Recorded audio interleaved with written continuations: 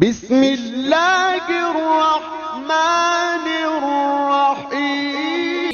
شروع اللہ کے نام سے جو بڑا مہربان اور نہایت رحم والا ہے۔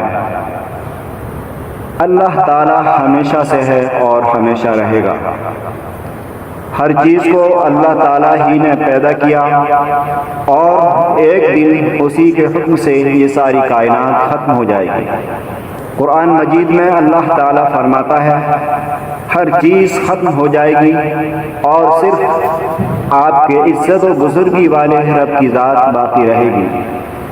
ابو داؤد شریف کی روایت ہے، حضرت عبادہ بن صامت رضی اللہ تعالیٰ عنہ بیان کرتے ہیں کہ رسول اللہ صلی اللہ علیہ وسلم نے فرمایا، اس دنیا کی تمام چیزوں میں اللہ تعالیٰ نے سب سے پہلے قلم کو پیدا کیا اور اسے لکھنے کا حکم دیا۔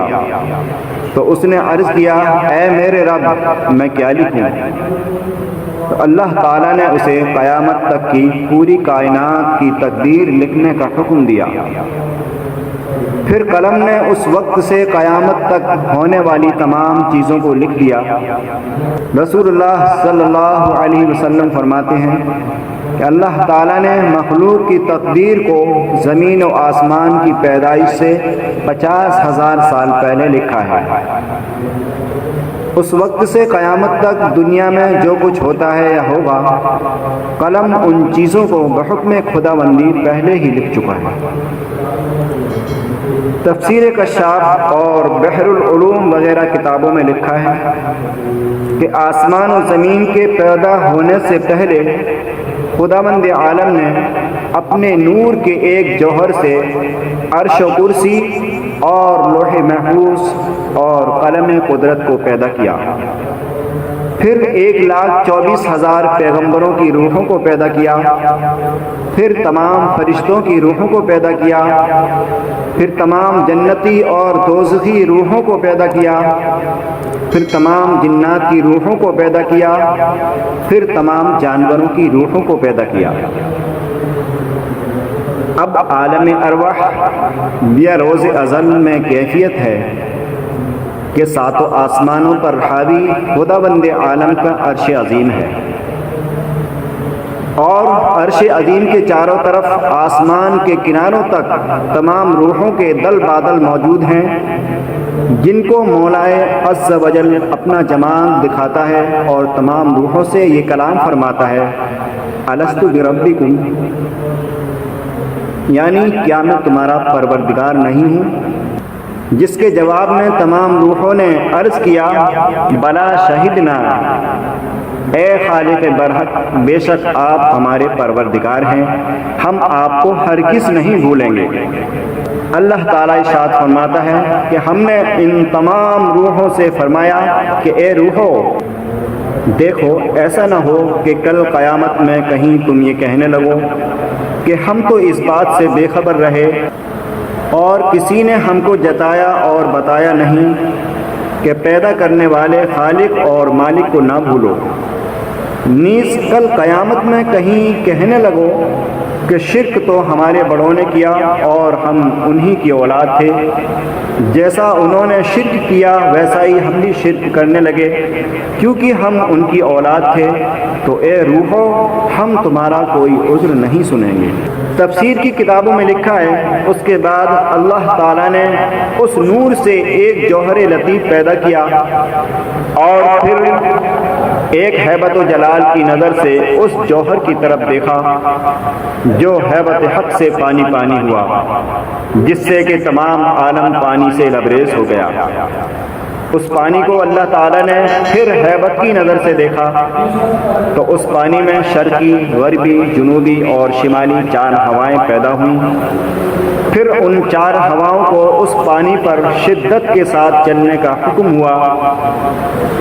چنانچہ جب وہ 4 ہوائیں نہایت شدت سے چلنی شروع ہوئیں تو اس پانی میں تلاطم اور انتہائی جوش پیدا ہوا اور اس میں سے بے حد دھواں اٹھنا شروع ہو گیا، اور پھر وہ دھواں پانی پر سے اٹھ کر معلق ہوا پر قائم ہوتا رہا، یہاں تک کہ جب تمام عالم دھوئیں سے لبریز ہو گیا اللہ رب العزت نے اپنے جلال کی نظر سے اس دھوئیں کو ملاحظہ فرمایا جو اسی وقت منجمد ہو کر ٹکڑے ٹکڑے ہوا اور 7 حصوں پر منقسم ہو گیا۔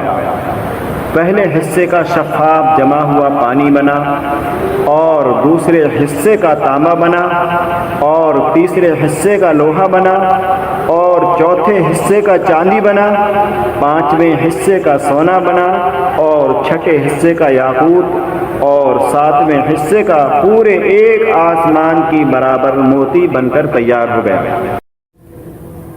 پھر مولائے ذوالجلال والاکرام نے ان 7 حصوں کو ہیبت کی نظر سے دیکھا تو اسی وقت حصہ اول یعنی شفاف جمے ہوئے پانی کا پہلا آسمان بن کر تیار ہو گیا، اور دوسرے حصے یعنی تانبے کا دوسرا آسمان بنا، اور تیسرے حصے یعنی لوہے کا تیسرا آسمان بنا، اور چاندی کا چوتھا آسمان بنا، اور سونے کا 5واں آسمان بنا، اور یاقوت کا 6ٹھا آسمان بنا، اور سفید موتی کا 7واں آسمان بن کر تیار ہو گیا۔ رسول اللہ صلی اللہ علیہ وسلم فرماتے ہیں، ہر ایک آسمان 500 برس کی راہ کا عریض اور جسم بن کر قائم ہوا، اور تہ بتہ 7 آسمان اس طرح قائم ہوئے کہ ہر ایک آسمان سے دوسرے آسمان تک 500 برس کے راستے کا خلا واقع ہوا۔ پھر اللہ تعالیٰ نے نور عرش سے سورج اور چاند ستارے پیدا فرمائے، اور سورج چاند ستاروں سے اس دنیا کو مزین کیا، اور ان کی گردشوں سے دن رات آشکارا کر دیے تاکہ مخلوق اس کی قدرت کاملہ کا تماشا دیکھے، اور اتنے بڑے بڑے سورج اور چاند کی روشنی میں اس پیدا کرنے والے کو نہ بھول جائے۔ جب اس بحر زخار پانی میں نہایت زور اور شور کا دھواں اٹھ چکا اور اس دھوئیں کے 7 حصے ہو کر 7 آسمان بن چکے تو حکم ربی سے اس پانی میں جھاگ پیدا ہونے شروع ہو گئے۔ رسول اللہ صلی اللہ علیہ وسلم فرماتے ہیں کہ سب سے پہلے جس جگہ جھاگ آئے ہیں وہ خانہ کعبہ کی زمین ہے۔ پھر وہ جھاگ بڑھنے شروع ہوئے اور بڑھتے بڑھتے پانی کے بہت سے حصے پیدا ہو گئے، اور پھر وہ منجمد ہونے شروع ہوئے۔ چنانچہ سب سے اول کعبے کی سرزمین منجمد ہوئی، اس کے بعد جس جس جگہ جھاگ پیدا ہوئے تھے وہ تمام جم کر سخت زمین کی صورت میں ہو گئی، لیکن چونکہ عمیق پانی کے اوپر یہ زمین منجمد ہوئی ہے اس لیے لرزتی ہے، ایسی جیسے کہ سمندر میں کوئی ناؤ لرزتی ہے۔ بس اسی وقت اللہ تعالیٰ نے زمین کا لرزہ ٹھہرانے کے لیے پہاڑ پیدا کیے، جس سے زمین کا لرزنا بند ہو گیا۔ اللہ تعالیٰ نے قرآن مجید کے اندر ارشاد فرمایا، اللہ وہ قدرت والا ہے جس نے تمہارے لیے زمین کو قرار دیا۔ تفسیر مدائک میں لکھا ہے کہ زمین پر اللہ تعالیٰ نے 19 بڑے بڑے پہاڑ پیدا کیے ہیں، اور ان پہاڑوں کے علاوہ ہزاروں پہاڑوں کو پیدا کر کے ان کی شاخیں بنایا جو زمین کے ٹھہراؤ اور اس کے سکون کے لیے میخوں کا کام دیتے ہیں۔ پھر اللہ پاک نے اپنے فرشتوں میں سے ایک زبردست فرشتہ زمین پر مقرر فرمایا اور تمام پہاڑوں کی شاخیں یعنی زمین کی رگیں اس کے ہاتھ میں دیں۔ پھر جب کبھی کسی حصے زمین یا کسی قوم کو غفلت سے ہوشیار کرنا چاہتا ہے تو اس فرشتے کو حکم کرتا ہے کہ فلاں شاخ یا زمین کی فلاں رگ ہلا دے۔ بس اسی وقت وہ فرشتہ اس شاخ یا رگ کو ہلاتا ہے جس سے اس خاص زمین میں زلزلہ آ جاتا ہے اور زمین ہلنے لگتی ہے۔ مولا کریم نے ایک زمین نہیں بلکہ اسی طرح کی 7 زمینیں پیدا کی، جسے وہ اپنی کلام پاک میں فرماتا ہے، اللہ وہ قدرت والا ہے جس نے 7 آسمان اور 7 زمینیں پیدا کی۔ رسول اللہ صلی اللہ علیہ وسلم نے ارشاد فرمایا